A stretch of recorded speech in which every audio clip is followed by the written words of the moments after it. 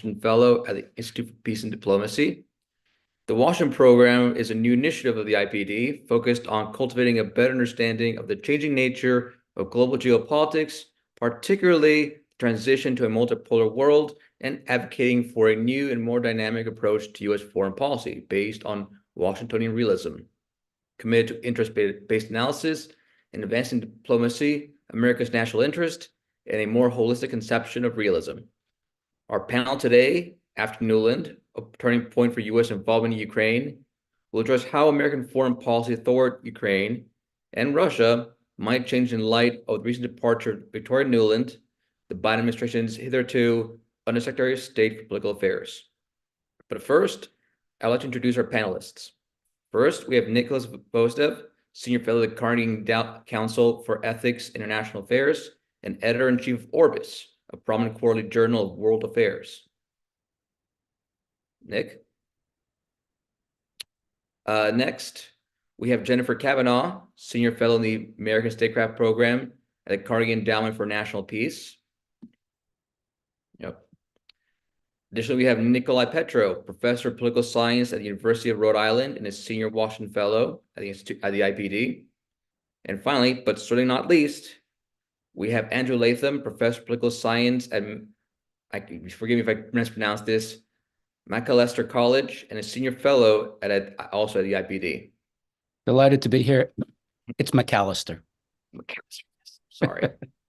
Now then, let's dive right into the matter. I think it's fair to say that Victoria Nuland was widely regarded as Washington's lead point person on Ukraine. As Assistant Secretary of State for European and Eurasian Affairs, the department's top Europe-focused diplomat, she was a strong supporter of the Ukrainian Maidan protests in 2013 and made many public appearances handing out food to them. She spearheaded support for the new pro-Western government, helping establish U.S. loan guarantees, providing the provision of non-lethal and later lethal assistance to Ukraine's armed forces, urging the prosecution of corrupt Ukrainian officials, and pushing, sometimes abrasively, European allies to take a harder line on Russia. Critics, however, argue that Nuland's combativeness, her strong hawkish views on Russia, and her aggressive support for NATO expansion helped create the conditions for the Ukraine war and worsening relations between Russia and the West. As the U.S. representative at the NATO, as U.S. representative for NATO at the 2008 Bucharest summit, she pressured NATO allies to grant member action plans to Ukraine and Georgia, resulting in the promise that the two countries would one day be admitted to the alliance, a promise which enraged Russia and President Vladimir Putin in particular to no end.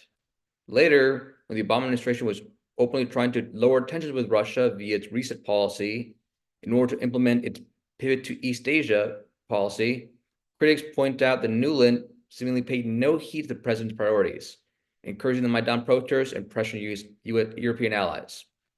So to begin the discussion, let's start by asking everyone, how should we evaluate the depth and impact of Victoria Nuland's influence on U.S. foreign policy toward Ukraine? And on top of that, how did her approach shape the broader geopolitical dynamics between the United States, Ukraine, and Russia? Anyone want to go first? I'll go ahead and kick us off on this discussion. Thank you, Carlos, and welcome to everyone. Let me just first say that my opinions that I'm going to express in the course of this webinar are my own and don't reflect any of the institutions with which I'm affiliated with. Carlos, I think you gave a good sketch of Victoria Nuland's career, but I would caution is that it's very easy, particularly when policies don't work, and we're now, I think, in that season in Washington, to really begin to focus blame on an individual and to say, well, it's this individual that really drove the policies. A lot of what Victoria Nuland, in her terms of her career, starting in the Clinton administration, in the George W. Bush administration, in the Obama, and now in the Biden administrations, reflects the overall preferences of the essentially what we would call the bipartisan consensus. When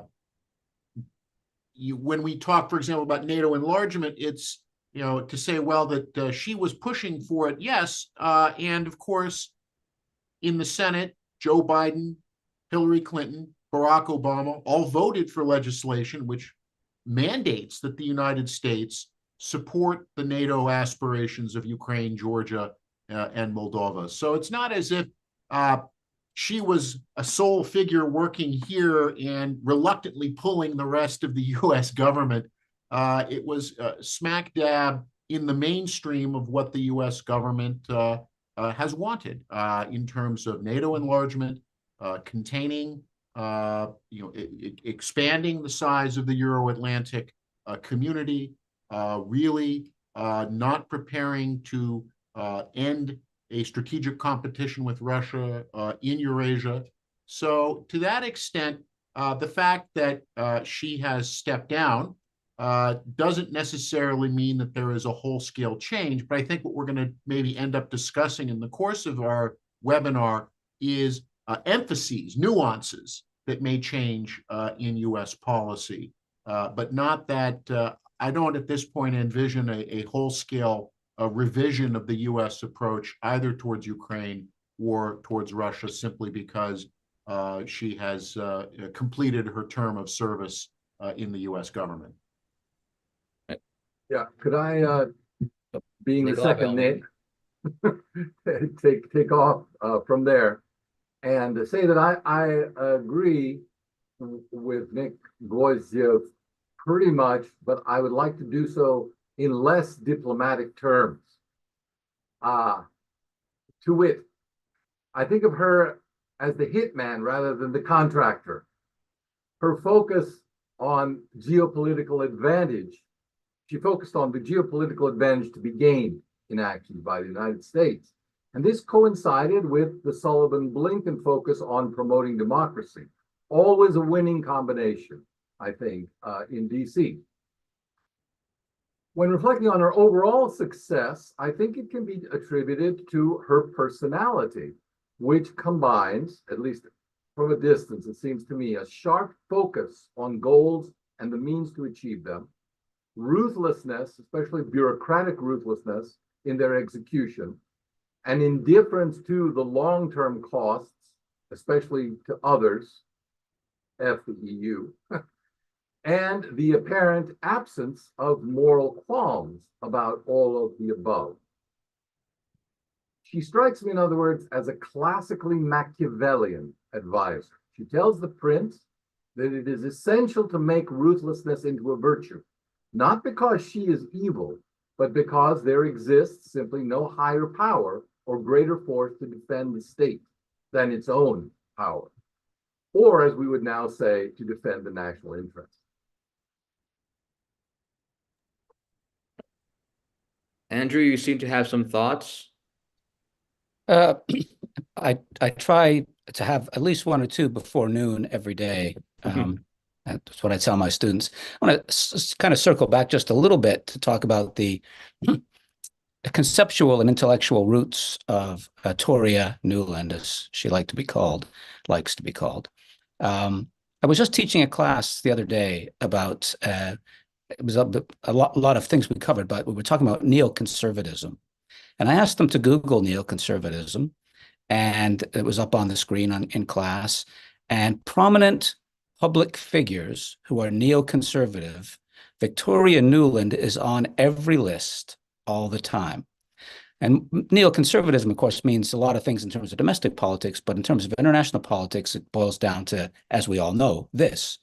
The United States must defend liberal democracy everywhere that it's threatened, and expand or enlarge the club of liberal democratic countries through diplomacy, occasionally Afghanistan, Iraq, through war, through the use of military means.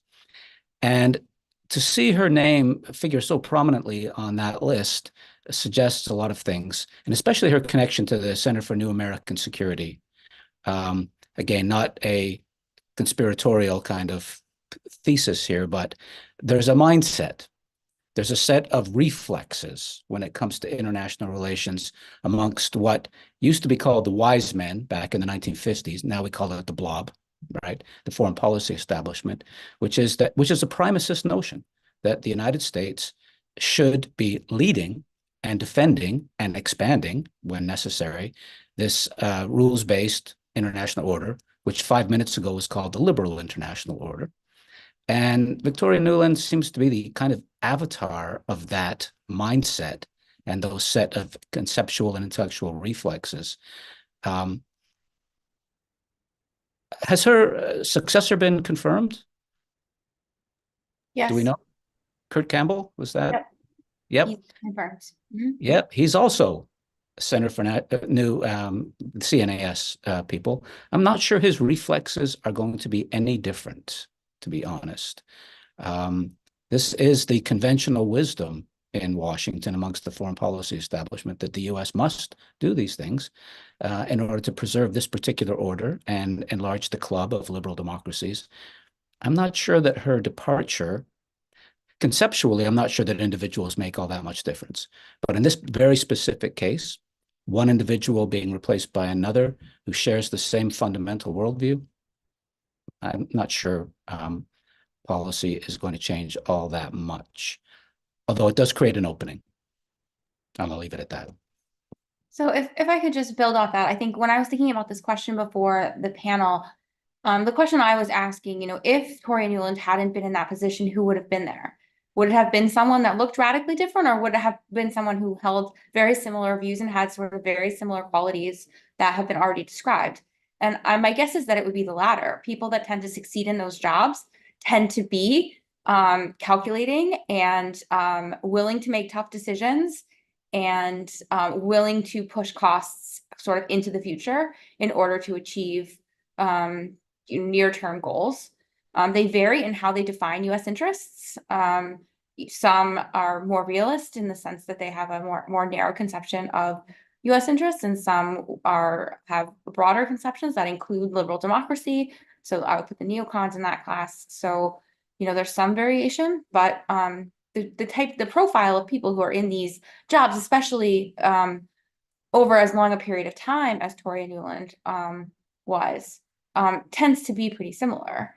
So I guess I'm even more skeptical than my co-panelists that she specifically had a major impact on the way policy evolved, because I think that she was a product of the system that she grew up in. She started pretty young in these types of jobs. And I think that even if her views were not always exactly aligned with the public statements or the sort of public narrative of the White House or whoever her immediate supervisors were, there was plenty of support for those types of positions, and someone else would have been pushing them if she hadn't been there.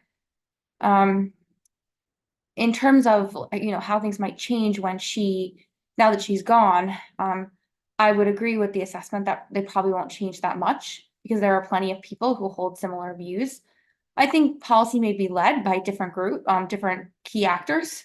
I don't think Kurt Campbell will take over the mantle of leading on Ukraine. He's an Asia specialist, and I think he was chosen and appointed for that position specifically to make a statement that the U.S. was still focused on Asia, and that Asia still is a priority in theory for U.S. foreign policy and U.S. defense policy.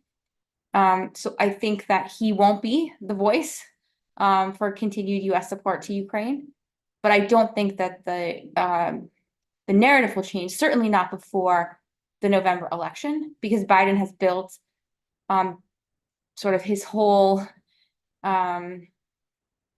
political narrative, and the story of his first term is a story of protecting democracy at home and abroad.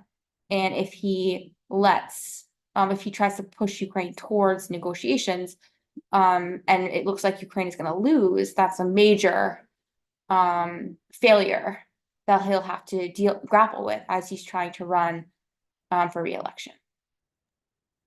All right, so there's general consensus, I would say, from everybody that Victoria Nuland was a actor, but not the principal actor at all. And she was a product of the system and reflected the system's thinking.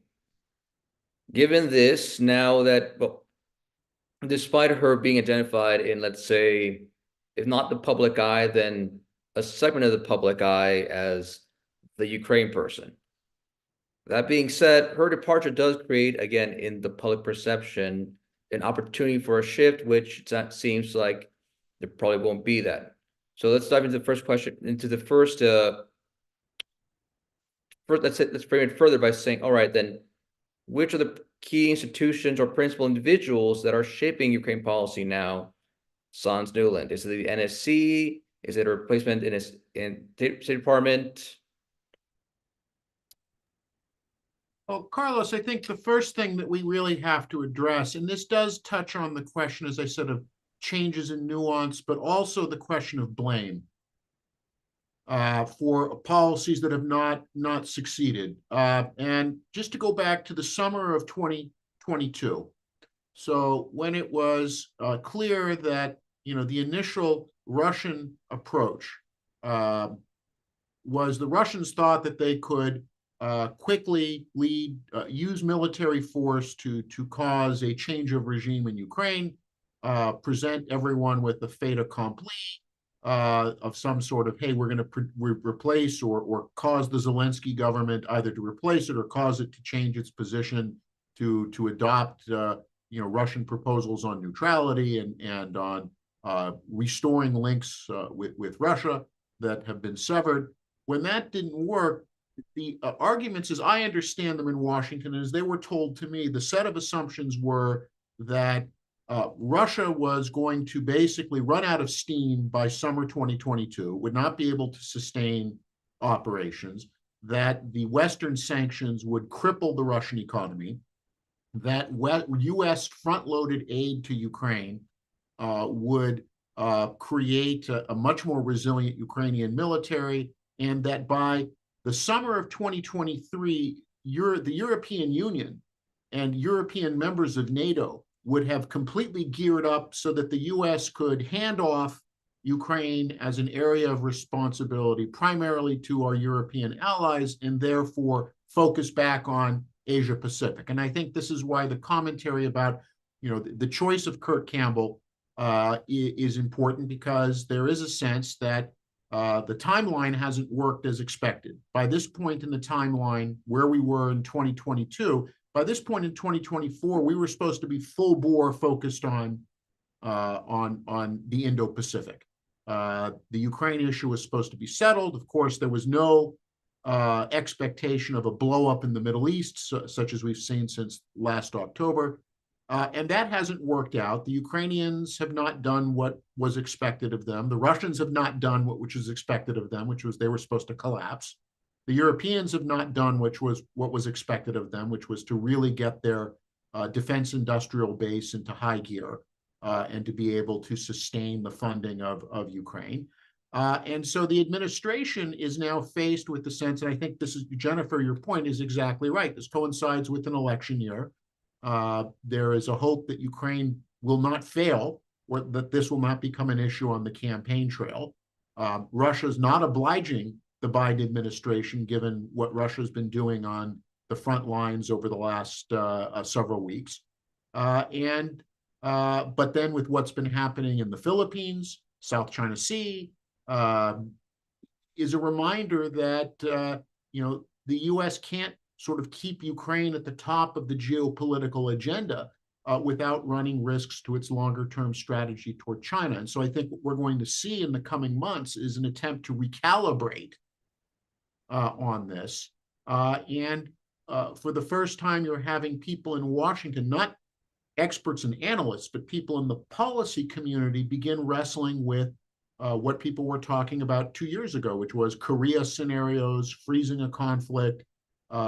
Ukraine doesn't recover its pre-2014 borders, but we don't, the rest of Ukraine stays relatively intact. And of course, my understanding, and I'll defer to those who are in Washington, is that this is a real headache for the Sherpas trying to plan the 75th anniversary summit for NATO, which is there going to be a formal invitation to Ukraine in Washington to join the alliance, or are we going to get an added Vilnius Plus statement from last year that, yes, at some indeterminate point in the future, when conditions allow and allies agree, that Ukraine will enter the alliance? And I think that the administration is also struggling with how it's going to stage manage the Ukraine question at a summit which was supposed to be, by this point, was supposed to be a very congratulatory summit about how Russia had been defeated in Ukraine. Well, building off of that, as you say, there is now the discussion in Washington of Korea scenario. How do we freeze this, or how do we resolve this? But the problem confronting that is that Russia at this point has no reason to stop. They are, in many people would say, winning, and the uneasiness and disquiet from many in the West, I would say, highlights the sense of, yeah, this is not going how we planned. It's getting worse and worse. So there is no reason for Russia to say, we're going to play along this game, freeze the conflict. What's to stop them from saying, you know what, we're going to advance to Odessa next. Keep on going. I mean, so most of military analysts that I've spoken with about this topic, as well as my own research, suggest that that kind of sort of catastrophic success for Russia is pretty unlikely. Like, both sides are pretty dug in, and you're sort of in a defensive stalemate here. So, like, I think that sort of collapse is still pretty unlikely at this point. I think the bigger question for me is, and the bigger sort of failing here, is the failure to think of like a plan B, right? Plan A has always been that Congress is going to approve the $60 billion and aid is going to restart.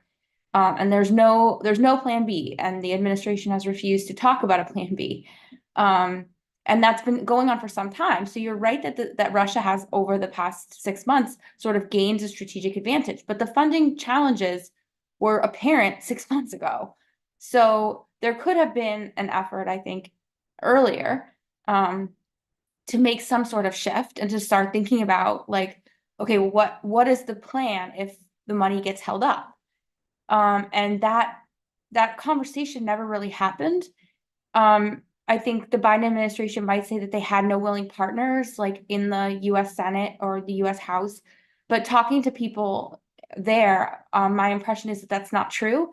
That even some of the most vocal critics of the supplemental would have been willing to come to some kind of terms, like maybe some kind of smaller agreement if they had had a real meaningful discussion.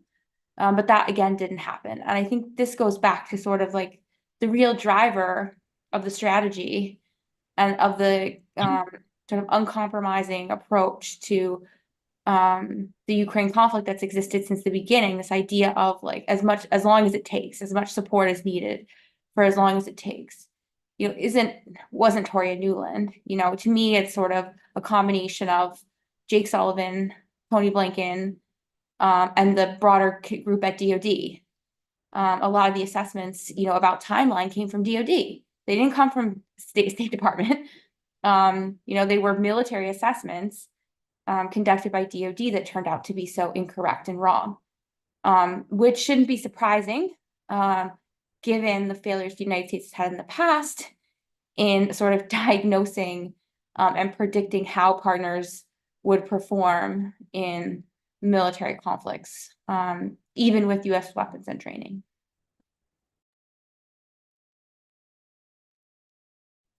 Nick P., you want to go? Or I can. You go ahead. I want to build on the Plan B theme. And the question for me is, when this moment might have passed, it might be now, it might be in the immediate future, when are the conditions on the battlefield propitious in terms of Ukraine striking the best possible deal it can? You know, despite President Zelensky's obsession with recovering Crimea and Donetsk, it's not going to happen. But we don't want Ukraine at the bargaining table when it's a completely disadvantageous moment. And I think we've actually passed the optimal moment. The so-called counteroffensive was an abysmal failure, despite everybody's high hopes, including Victoria Nuland's high hopes. It amounted to almost nothing. Russia has adapted in terms of tactics and operational kind of logic. And they seem to have the upper hand now. They seem to be making, despite the mythology of meat assaults and all the rest of it, it's really weird to watch the Western press, which is so invested in Ukraine. They always talk about Russia's casualties and Russia's economic military-industrial complex. They never really talk too much about Ukraine, which is also on the brink of collapse economically. They cannot mobilize 500,000 young men without utterly destroying their economy. I guess just to back up a little bit, what the point I'm trying to put on the table here is, despite the best hopes and wishes of the Victoria Nulands of the world and the Kurt Campbells of the world, the optimal moment for Ukraine to do a deal has actually passed. And any deal that might be struck going forward is going to be struck under conditions of little decreasing Western interest in this issue, decreasing Western investment in this issue, decreasing Ukrainian capacity to prosecute the war, and Russia, things are not going swimmingly well for Russia either, but they're in a position to prosecute this for a lot longer than Ukraine. It's a war of attrition. So yeah, my hope would be, at this moment of perhaps openness, that the successor to Victoria Nuland, who was not the linchpin in the whole thing, but is an avatar of a mindset, that maybe at this particular moment, the United States could switch gears a little bit and begin working towards not victory, but some kind of viable negotiated settlement. So I don't know how much we want to get into the details of what is being proposed. I certainly don't want to get into the details of the battlefield, because we're all over the map. People have such very different assessments of that. But in terms of the negotiations, there are some from the Ukrainian perspective, which is the one that I pay almost exclusive attention to, what's happening in Ukraine. We see a statement by Andriy Yermak last month, reiterated this week by Foreign Minister Kuleba in India on Indian TV, that the strategy for Ukraine is this, not mentioning the battlefield at all. The Ukrainian diplomatic strategy is to work for a two-stage conference in Switzerland. The first stage is to get a bunch of countries supporting the Ukrainian proposal.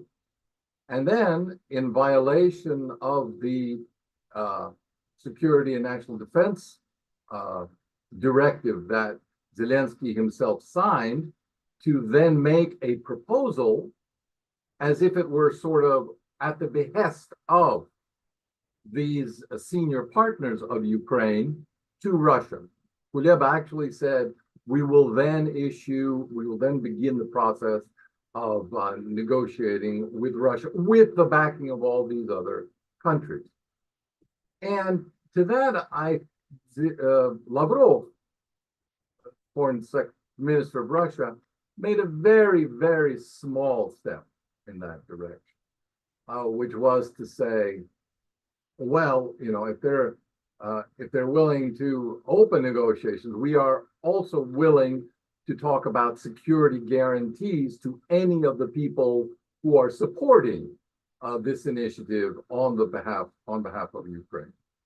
So what all this will actually boil down to, well, it can't simply boil down to the presentation of two mutually exclusive proposals. That would be silly. So presumably, if they are actually to meet, if there is an anticipation of meeting, that means compromise on something in order to discuss something. And I think, given the situation that is expected on the battlefield, by the time this Swiss initiative bears fruit, which will be late summer to early fall, Well, it doesn't look good for it being a situation to Ukraine's advantage. Let's put it that way. Yeah, can I just ask, based on what you're hearing, and you're saying that, look, if both sides sort of present their mutually exclusive positions, then this goes nowhere. Is there any talk from the Ukrainian sources that you've seen about reviving, taking the talks, picking up where things were left off in Istanbul in April of 2022? Is that even a valid Well, foundation? this can't be discussed, obviously, Yeah. in public.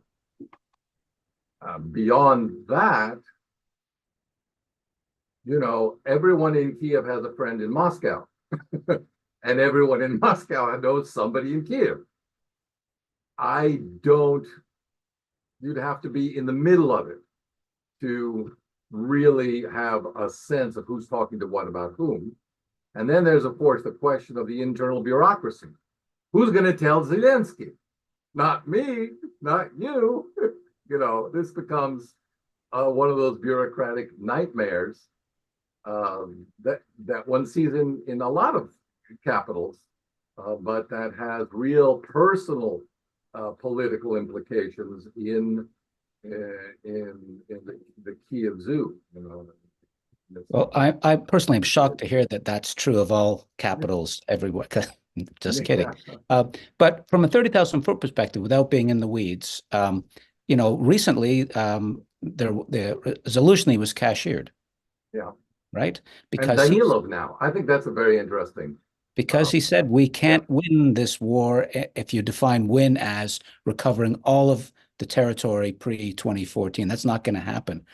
And President Zelensky reacted very badly to that. And here's the thing.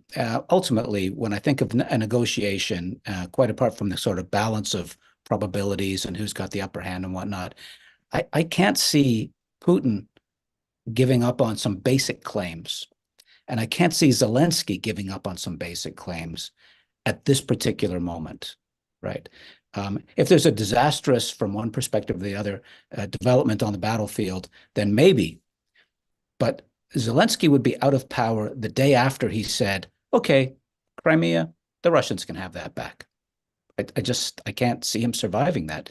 And Putin, who's a little bit more entrenched than Zelensky and a little bit more difficult to remove, I think, though, he has to be mindful of the fact that he needs the support of the oligarchs and the political class and ultimately the people. And he can't, at this point, climb down to the very bottom rung of the ladder. I mean, he can climb down one or two rungs, but he can't. And so one of the themes of my Foundations of International Politics course is that, and I teach them all about all sorts of things that, the UN and war, blah, blah, but the theme is tragedy.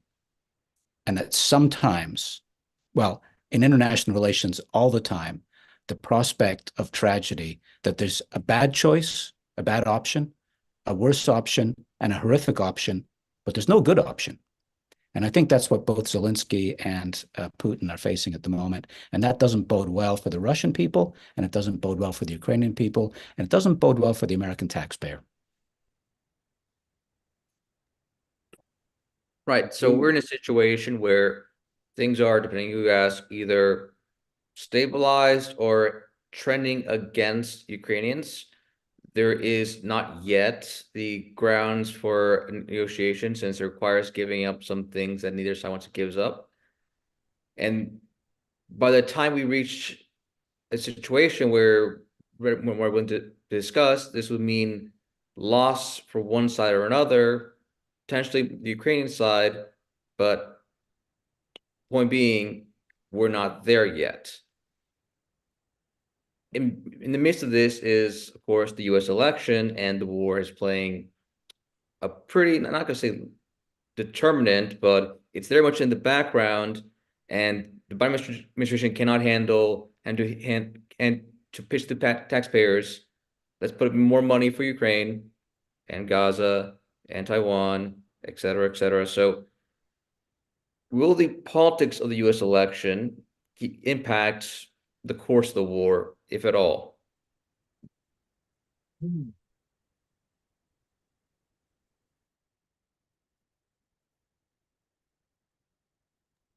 Well, Nick and I, both being in Rhode Island, can attest to the fact that even before the accident in Baltimore, we have a major bridge outage in terms of I-95. And what I bring that up because I think what you find in polling data is that, look, Americans are sympathetic to Ukraine, and that sympathy hasn't changed.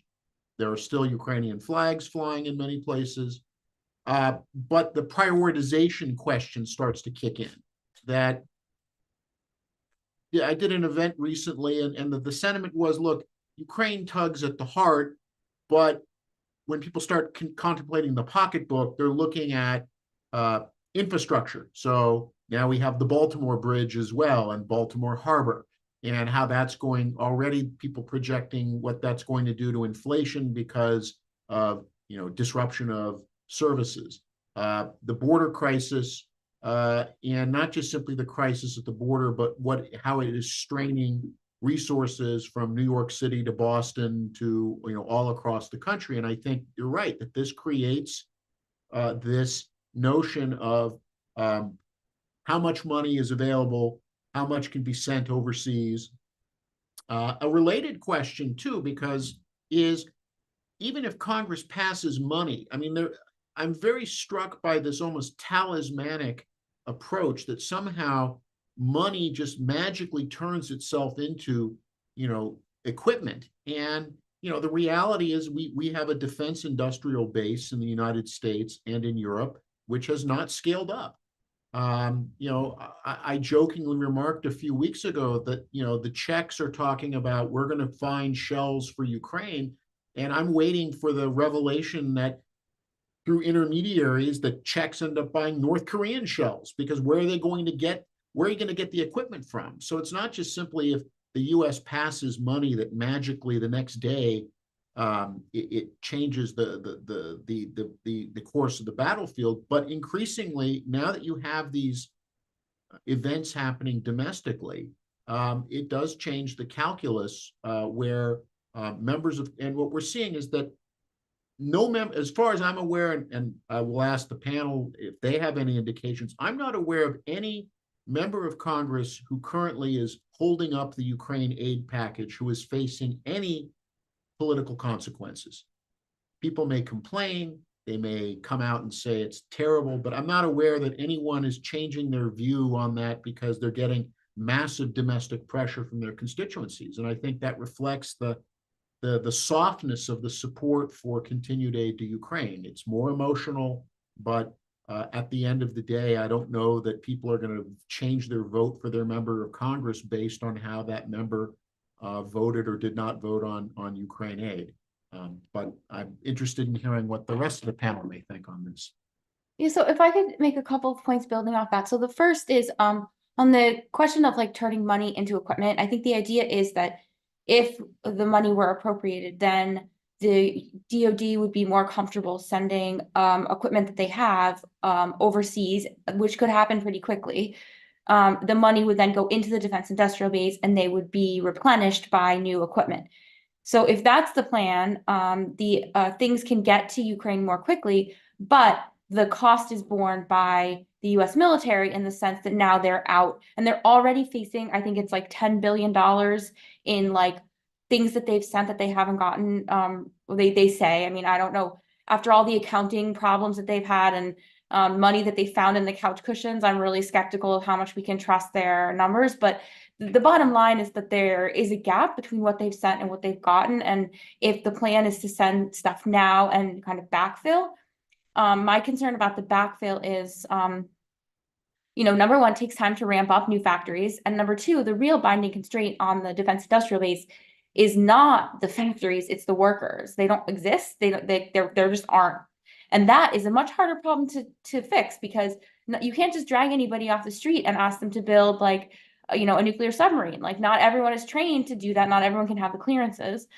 And so there's a number of challenges. The other thing with the numbers is that, I think, so one example is looking at the Patriot missiles, right? The PAC-3 missiles right now, the production is at 550 per year.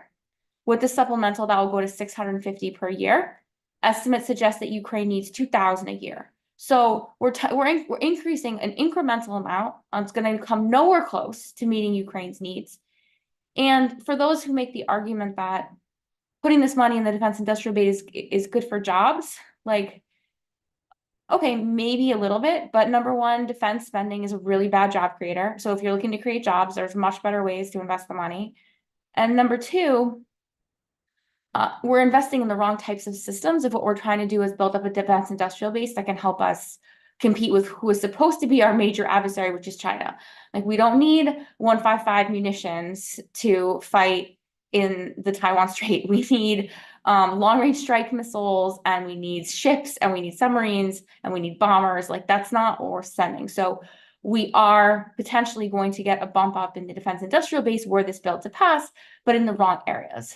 And so there's just a number of problems with this. The final one being that this idea, the $60 billion, is only for a short period of time. The idea is that the $60 billion gets us through 2024 and into 2025, when in theory, more stuff is going to come online and Ukraine is going to be able to mount a second counteroffensive. And that takes us into, right? So people are already talking about 2027, 2028. So that's what's concerning to me, is that we're already sort of in an Afghanistan situation where it's like every year we come back and we just need one more year of money, and 20 years from now we're like, oh, whoops, we just spent like a ton of money and we have nothing to show for it.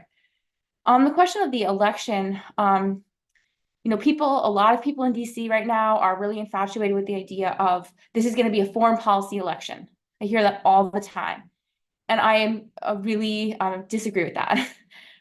There are very few cases in U.S. history where you can look at cases where if a foreign policy issue actually changed votes and changed the election outcome. 2008 is like, or 2006, I mean, is one example where like dissatisfaction with the Iraq war actually did make a difference, but it's like, that's the exception to prove the rule.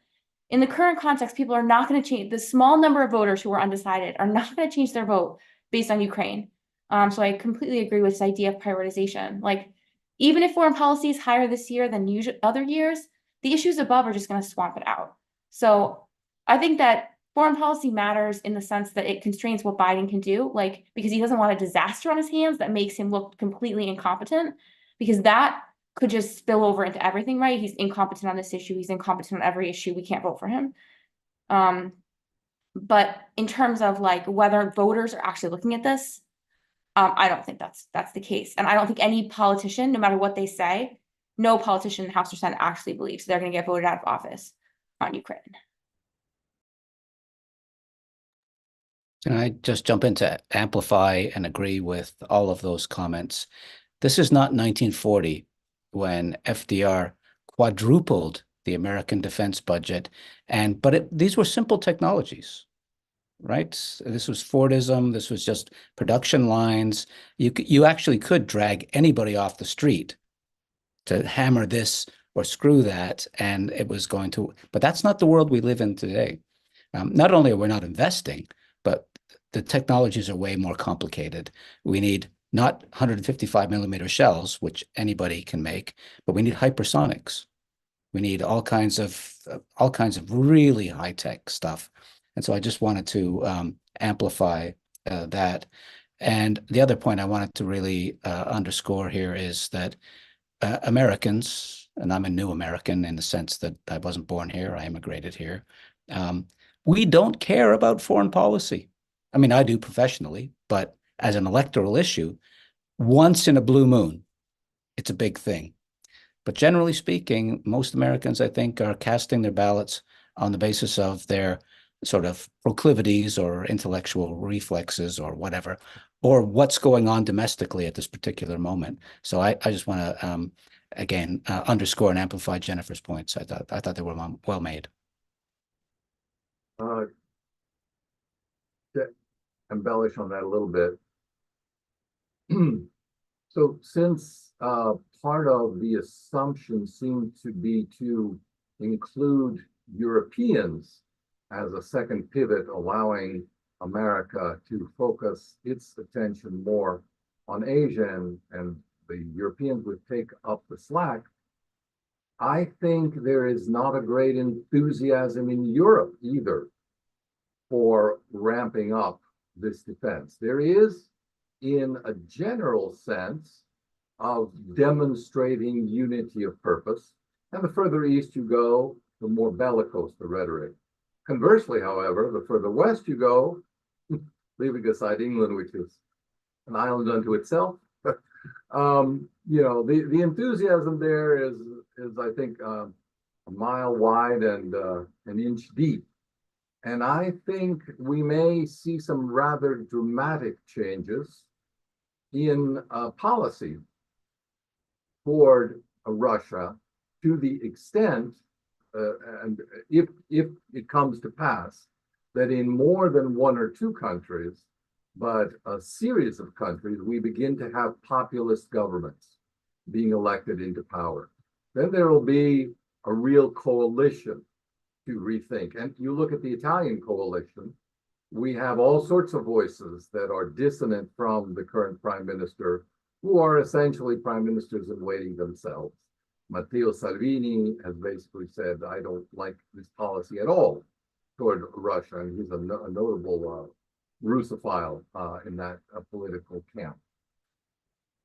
I don't think the German parties of the electoral coalition are going to do very well in their next election either. So we shall have to see. I think the depth of support for a long-term remilitarization of European society is low. Building off of that, as we mentioned earlier in the discussion, the U.S. plan, it would seem, was we'll tackle Russia now, either beat them or at least make the problem, let's say, manageable, and then hand it off to Europe while we go focus on our priority, which is East Asia, China, etc. The Europeans, as Nikolai just pointed out, seem to have low enthusiasm for militarization, and they have a similar problem of let's try throwing money at the issue to rebuild our industrial base, produce more tanks, etc., etc. And that is, similar to the American case, not working out due to the amount of time it takes, the manpower need to run factories, etc., and so on. Add to that the Europeans are more vulnerable, let's say, to shocks and negative consequences from the conflict. For example, Ukrainians exporting grain, which has led to protests in Poland, Hungary, and elsewhere. So at a certain point, one has to ask how valid, or if it is valid, the idea that Europe can take care of this versus will the United States have to stay engaged? I can jump in if you want. When I look at the European scene, in the immediate aftermath of Russia's invasion, there was a lot of, I'm going to use the technical term here, highfalutin discourse, right? There was a lot of $100 billion Scholz in Germany was promising, and it hasn't happened. The $100 billion did not materialize. And when it did, it was to buy thermal underwear for German troops. And I mean, it did not enhance in any way the ability of Germany to defend itself and to stand up as a NATO partner. So I think that needs to be said. I mean, it's one thing to make the claims and make the promises, and it's another thing to deliver on them, and they really didn't. The second point I would make, based, Carlos, on your comments, is that when I look at the next European Parliament elections just around the corner, I see all kinds of, not center-right, I don't like the term far-right, but it's a useful shorthand. I see a lot of far-right parties, AfD in Germany, and Vogesknecht, Sarah Vogesknecht, even farther. And none of these right-wing parties that are going to dominate the European Parliament and a lot of national elections over the next 2 years, none of them are committed to Ukraine winning. A lot of them, in fact, very favorably disposed towards Russia and even Putin's sort of dictatorial style. And when I think about that, the support for this war for Ukraine in this war in the United States is, as somebody said earlier, a mile wide and an inch deep. And it is not even a kilometer wide and a centimeter deep in Europe, with the exception of the Baltics and Poland. But, the big drivers, France and Germany, this is just not a sustainable grand strategy, if I can put it that way, for Europe. Where does that leave Ukraine at the end of the day? There's a mother's movement in Ukraine that's beginning to say, not my son.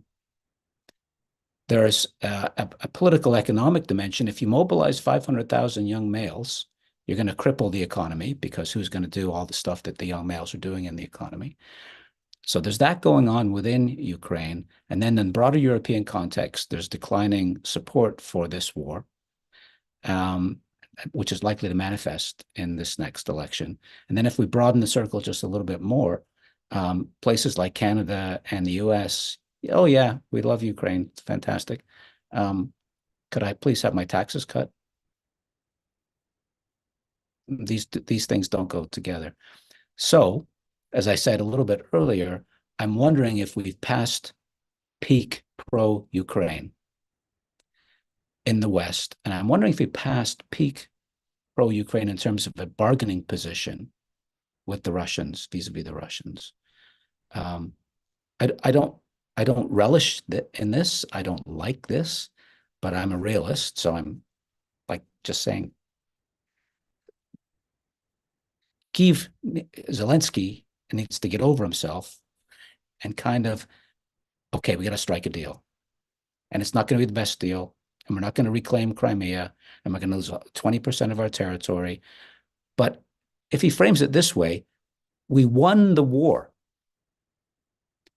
The Russians thought they were going to do the thunder run to Kyiv, and then the whole country would all of a sudden revert to a Russian satrapy. And if it's framed slightly differently, which is, no, we actually defeated them. Yes, we lost some territory, but we won in the grand sense. Maybe that's a narrative that's politically saleable to Zelensky once he kind of gets over the total victory thing. Andrew, that listening to your last comment there, and then bringing it back sort of to the U.S. context, what I'm really struck by is, and going back to Jennifer's point about how we start to enter into the Afghanistan Groundhog Day loop, is, the Biden administration early on, and the president himself articulated a narrative that said the inability of Russia, as you said, to do the thunder run was a victory for Ukraine. That Ukraine had won the war, in the sense that by April, and then you could proceed to negotiations. And then instead, the victory conditions inflated to now where it first became, complete recovery. And then again, I'm not in Washington, but sort of I keep my ear to the ground. My sense is that we really entered, the US policy community entered into a very dangerous binary, which said, if you don't support Ukraine being able to recover Crimea, then you're handing over Ukraine to Putin. That those were the only two options, which is either Ukraine prevails to 2014, and then a subset of that says not only does Ukraine prevail to 2014, but Putin is deposed, the Russian Federation breaks apart in some fashion or another, or the only other option is that Putin wins, all of Ukraine falls, Russians are marching on Warsaw and Berlin and Paris, and they're unstoppable. And my sense is that, listening, Andrew, to your discussion of what may be happening in the European Parliament, is that it seems that you'll have Europeans that are saying, look, there's a whole gradation of outcomes that are not all of Ukraine falls to Putin, but which do not take Zelensky's vote and frankly, the US victory conditions as being the only options. And then you can look at things like, as the Cypriots did, right? Cyprus lost a third of its territory, nevertheless ends up in the European Union fully integrated. Obviously, there is, I've heard some Europeans venturing the South Korea model that, sure, Korea was not unified, and the Republic of Korea is only half the peninsula, but that half is doing quite well compared to its northern counterpart. But the question is that I would then have is at what point does the U.S. policy narrative begin to admit these conditions? Because we've seen what's happened over the last number of years that, if you are a senior policy figure and you even gingerly float some of these ideas, how quickly, these ideas are shut down and are not, going back to Jennifer's point, it's as if you can't discuss a plan B because you're admitting that somehow that plan A is not achievable. So therefore, if you don't discuss a plan B, then plan A is the only option. And I think getting back to our beginning theme, does Victoria Nuland's departure, her finishing up and creation of space, is there going to be more people coming in that are going to say we are willing to contemplate plan Bs and plan Cs and plan Ds? And is it simply waiting until the election? And then after the election, President Biden has more flexibility to move on this? Or is this a case that it doesn't matter that the U.S. policy establishment cannot conceive of a plan B, cannot conceive of a Korea option, cannot conceive of, a ceasefire where de facto we recognize de facto Russian control, but maybe not de jure control, but that these options simply just aren't going to be on the policy table in Washington, and that therefore people in Ukraine, going back to Nick Petro's point, aren't going to want to suggest these things to President Zelensky if the view that he's getting from Washington is, we have plan A is the only option, and that's the only way to go. Just 1 second, and then I want to hear from my colleagues. So I think the carte blanche that was given to Zelensky at the outset, I think that was a huge mistake. And even if it wasn't a mistake at the time, it's now a mistake. The only other point I would make as a Canadian is that if we actually exhaust all of the options from A to Z, not Z, that's all I would point. But I want to hear from the other Nick and from Jennifer. I'll jump in and just say that I don't see Zelensky emerging from any scenario, A to Z, dry, as the Russians say, going into the water dry. He just can't survive. Whether he'll survive, I mean, let's just leave it at that. Politically, he certainly can't survive. He can't survive as the leader of a rump state. He is the one who would have created those conditions. But there are some interesting and tricky nuances to all the elections that are coming up. We need to point out that there is an election that should be occurring in Ukraine now, and that should result in a duly elected Ukrainian president inaugurated on May 20th, but it's not happening.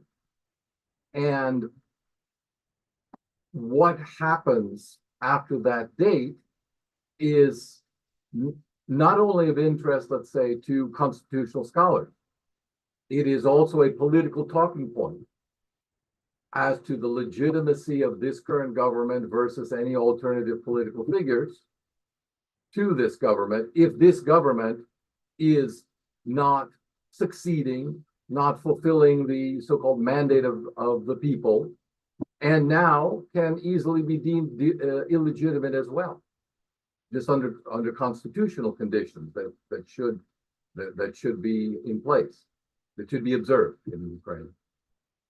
That just adds an interesting twist to the whole thing. So I think both presidents or their representatives in Russia and Ukraine have said, we're happy, well, not happy, but we will negotiate with the other side once that president goes.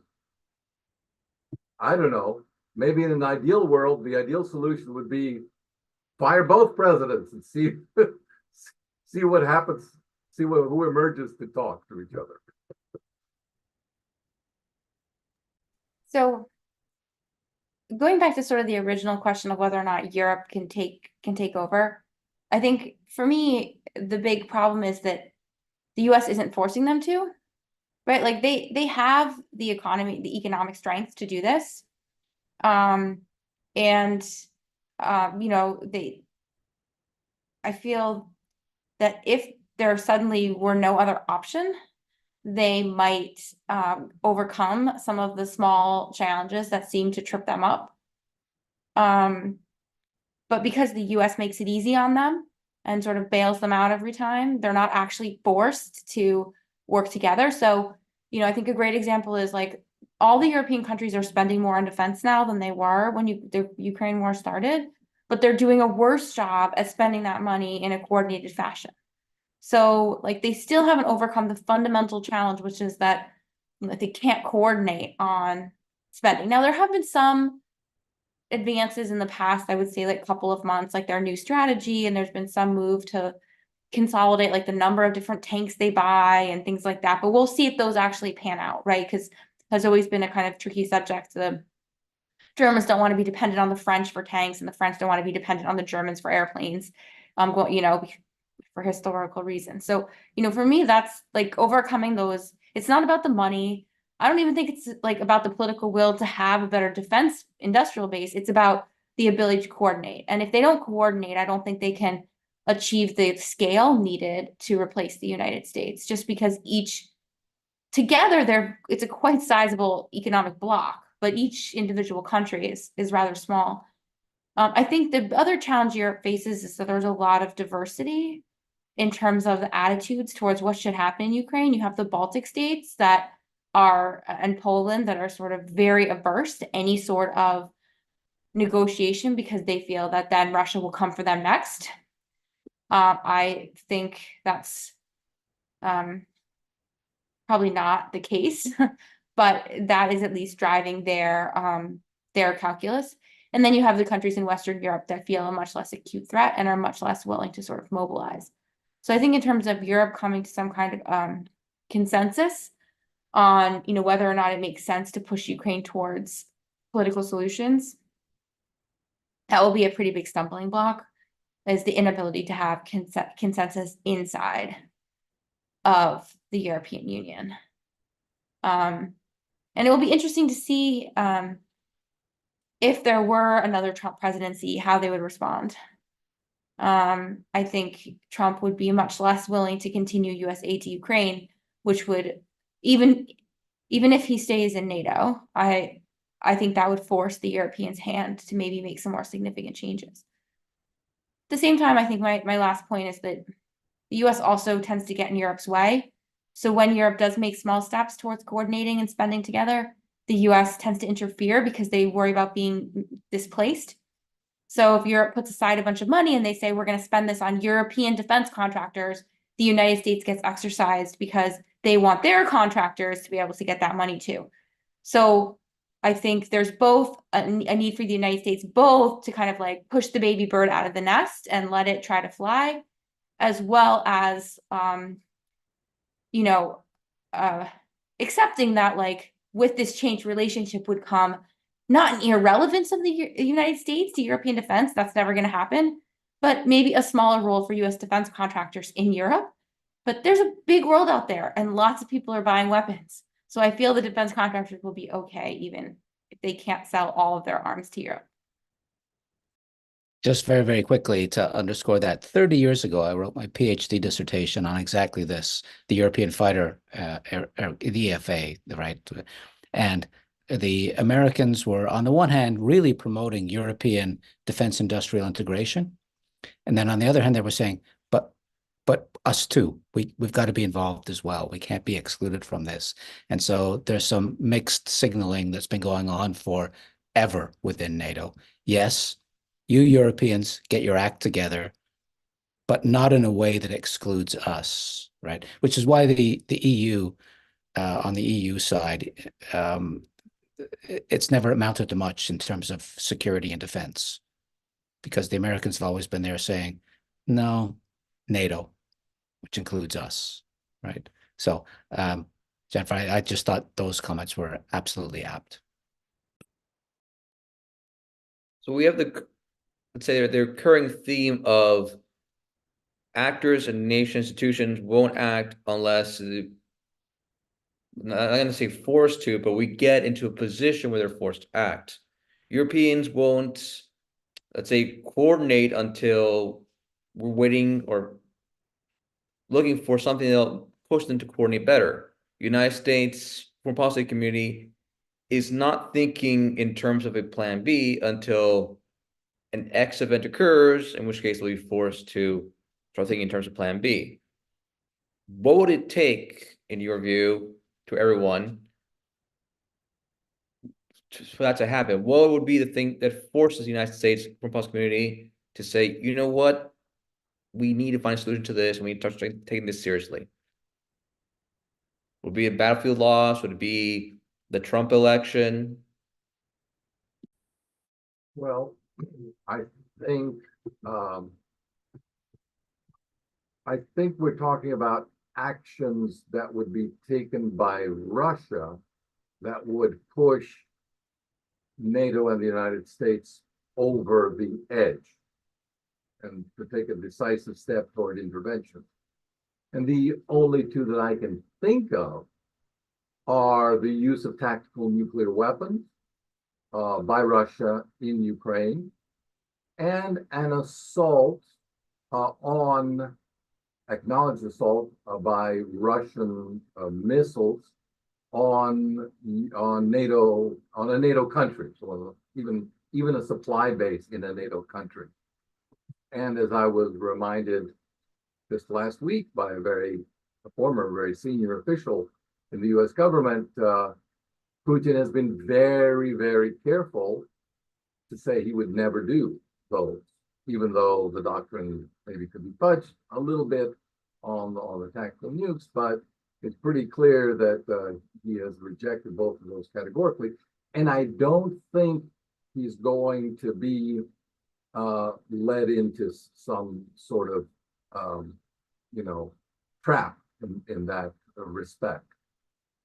So short of that, I think Russia will continue its apparently successful war of attrition, but I don't think it's his real objective. I may be wrong. I don't know.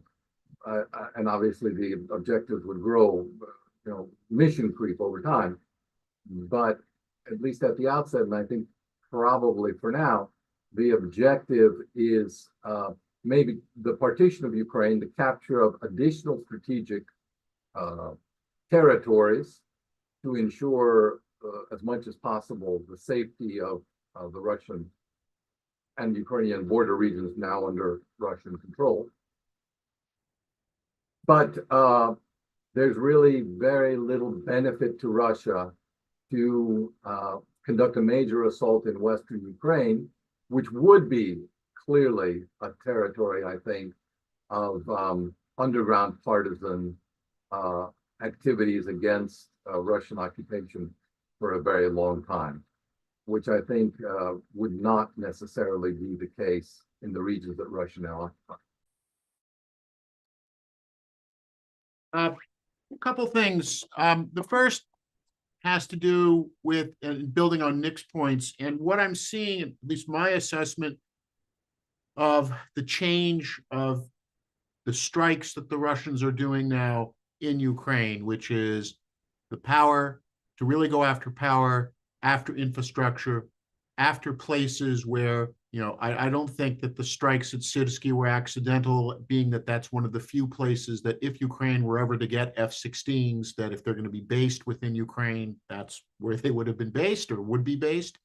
I think that you're seeing sort of a Russian effort to essentially signal to the West that you want to get more involved. We can do a lot more to begin wrecking the place, making it a lot harder for you to operate.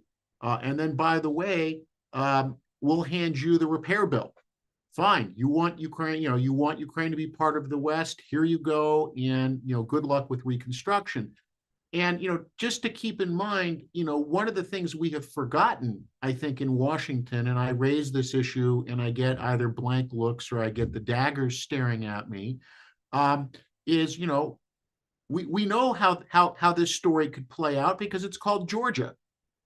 Georgia went from, we are with the US, we want to be in NATO. And sure, the current Georgian government still does the lip service and, yes, we're part of the West, but, has moved a lot closer to Russia over the last number of years. And, could that be a future, for Ukraine, that a Ukrainian, even if it's a rump state, Ukrainians that say, look, the West let us down. You promised us a lot of things. You didn't deliver.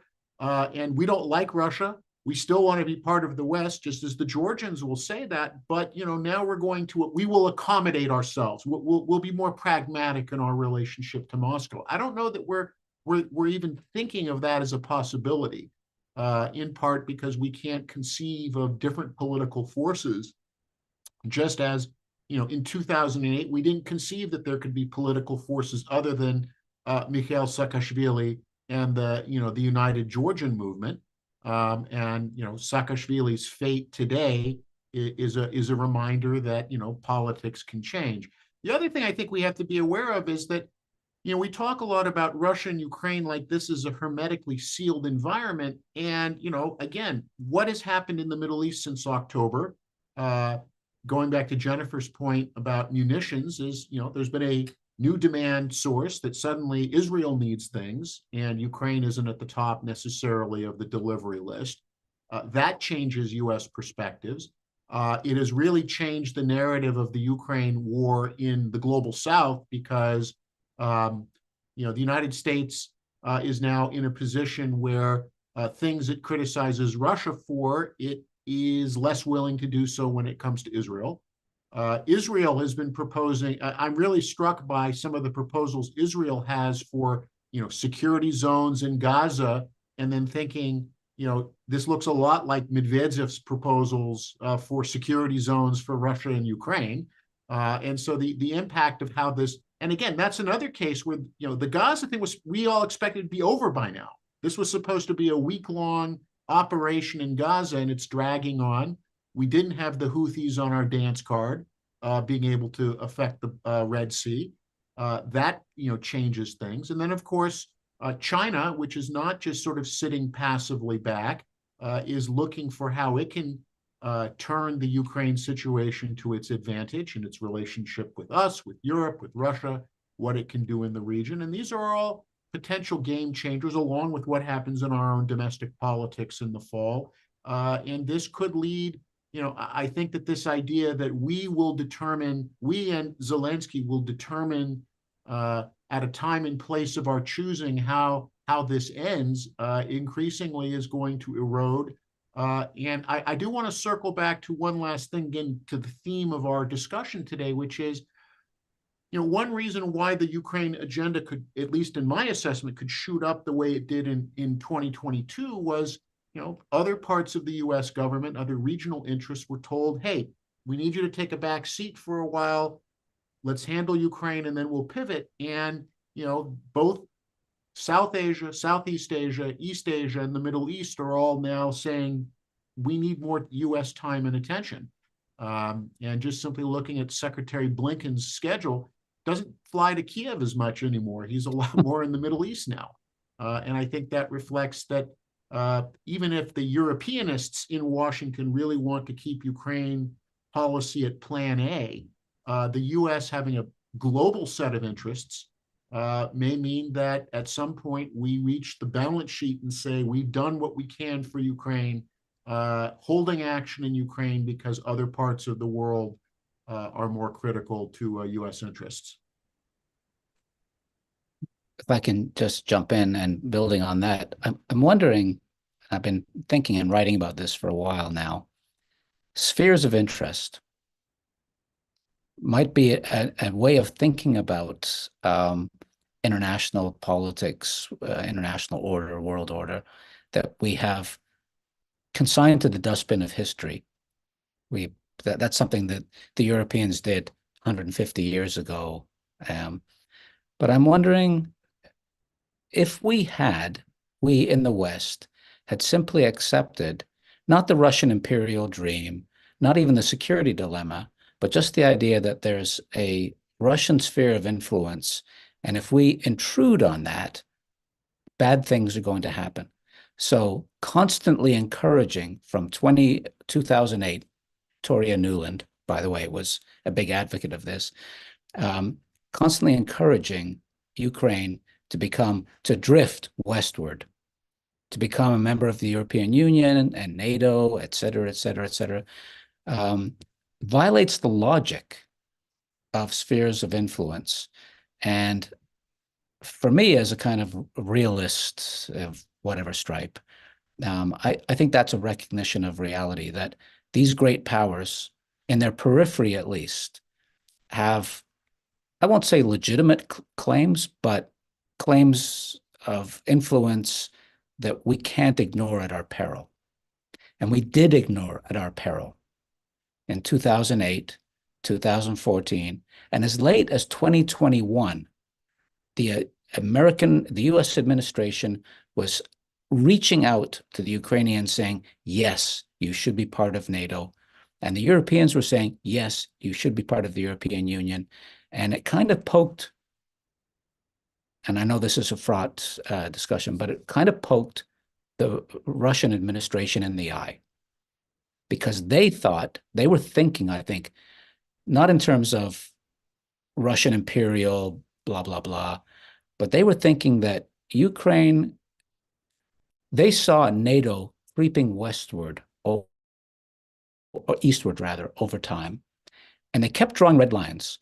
Don't do this. Don't include Czech Republic. Don't include Poland. Okay, we did that. Don't include Hungary. Okay, we did that. No, we're really, really serious. Don't include Ukraine. That's our sphere of influence. And we did it anyway. And now we have this war. I'm wondering to what extent that reintroducing the logic of spheres of influence might deconflict a lot, let me put it differently, might mitigate the prospect of another world war / great power conflict, which will ultimately culminate in world war. I'm not sure Victoria Nuland has well-defined and elaborated views on this particular topic, but for me, this is huge, right? How do we think post-unipolar moment about how we structure international relations in ways that are going to minimize the prospect of another great power systemic conflict / world war? So I think part of the problem here is that I'm not convinced that everyone in the US foreign policy establishment, especially those in government, have accepted that the unipolar moment is over and that US primacy is out of reach. Continued US primacy is out of reach. And actually, the pursuit of continued US primacy is dangerous because it leads to overextension, which leaves the US vulnerable and overcommitted in multiple theaters.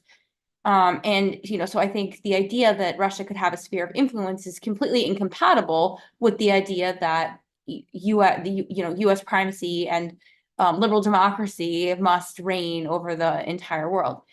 I guess I think less in terms of spheres of influence and more in terms of balancing in opposition to primacy.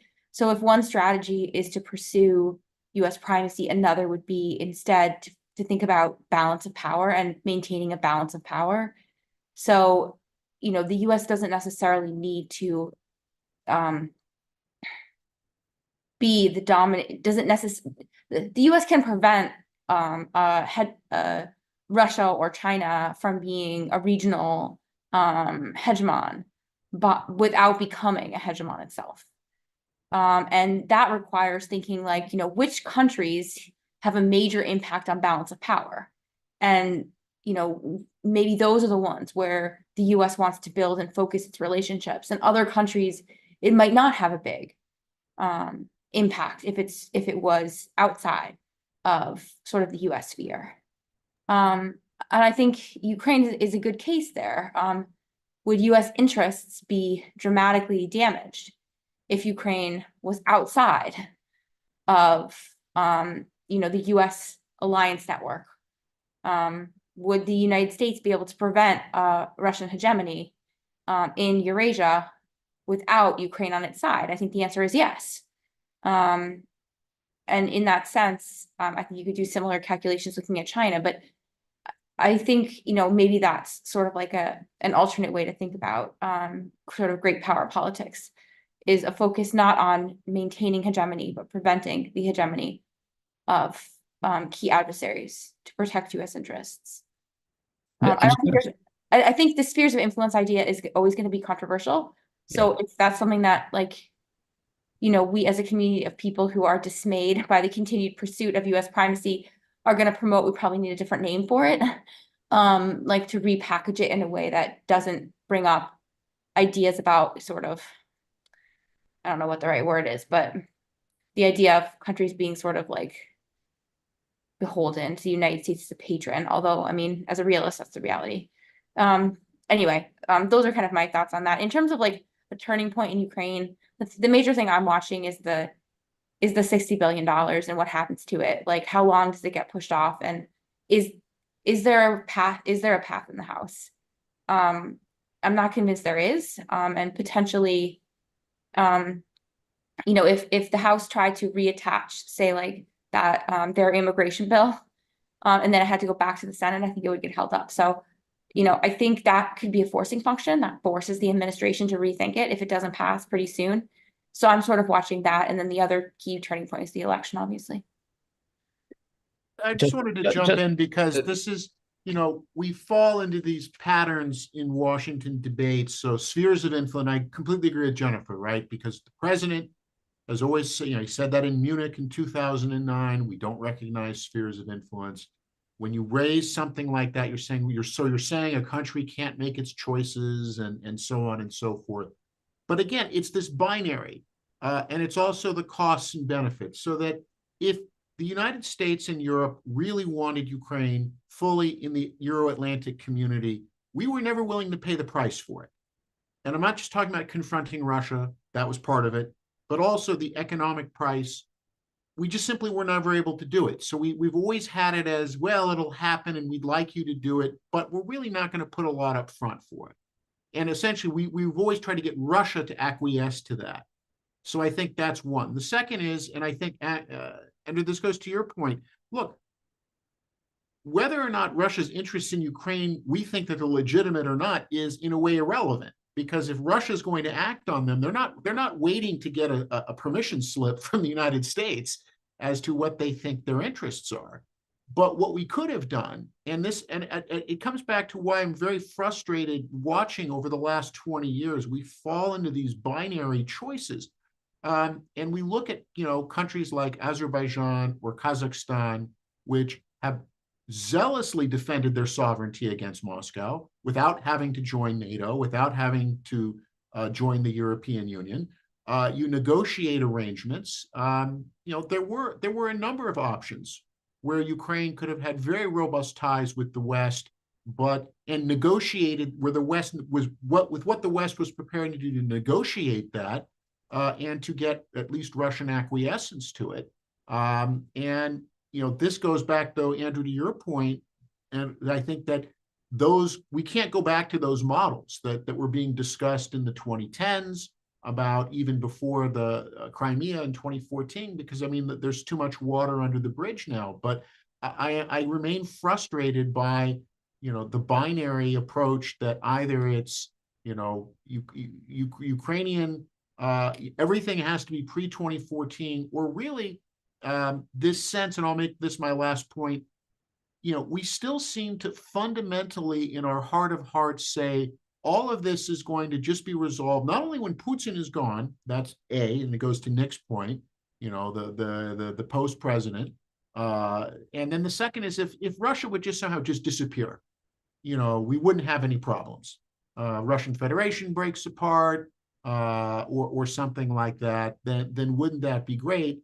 But realists we can't afford to work in that fantasy world where we just assume that major powers either just disappear because it's convenient for them to disappear, or that somehow we can impose solutions without having to incur any of the costs, which is where I think now, Jennifer, going to your point about the pathway forward, is that as you start presenting a bill to the American people, it's hard for people inside the Beltway to realize why people outside the Beltway may start balking at wanting to pay some of those costs. Real briefly, Andrew, since I know you want to say something, but Nicola has been waiting to say something. No, I was just going to say, Nick, if you want to go ahead, go ahead. Well, I was thinking about what we had talked about at the very beginning of our discussion. Is there a plan B? Or there is no plan B. I think there is a plan B, and it's called the new containment. There was an article about this in Foreign Affairs by several people co-authored, and it kind of lays out the idea that we can revive and retool containment to achieve, I suppose, pretty much the same objective. It's not as explicitly stated there, and the goal is much more ambitious. It's a containment of both Russia and China, with Europe's help financially to allow us to focus on China while they focus on Russia. But all of this, I think, is, again, premised without explicitly saying so on the assumption that over the long term, we can wait out the current regime, and that the next regime will be more inclined to abide by America's interests and America's values. And I think what we have accomplished with our total sanctions policy and cancellation of Russia's presence on the international arena and cultural cancellation as well, is to ensure that there are no supporters left of a benign view of the United States in Russia, not for a very, very long time.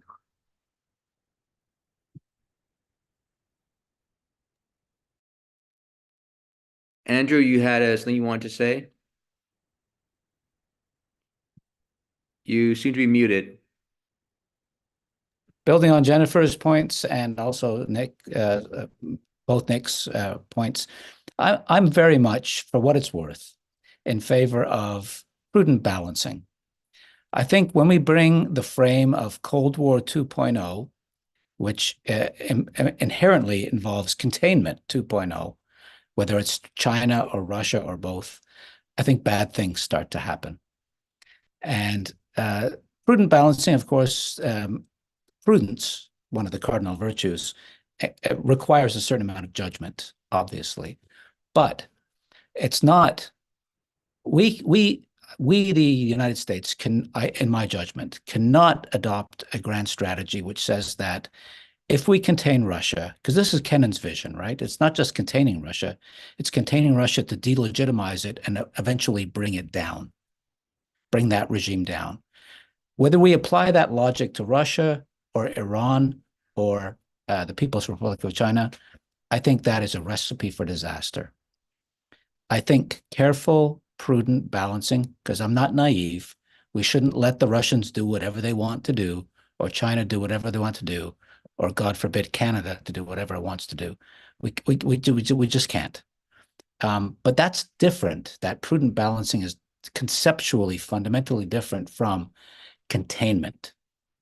And containment 2.0, I think, pretty much guarantees, first of all, the war in Ukraine. And second of all, in my more dismal moments, I think that's World War III. So I agree 100% with that. I mean, to me, thinking that we can contain Russia and China is delusional. It's just as delusional as thinking that we can retain U.S. primacy. The resources that we required to accomplish that, especially given the fact that both Russia and China have extensive support and networks in the global South that the U.S. does not have, and which the U.S. benefited from during the Cold War.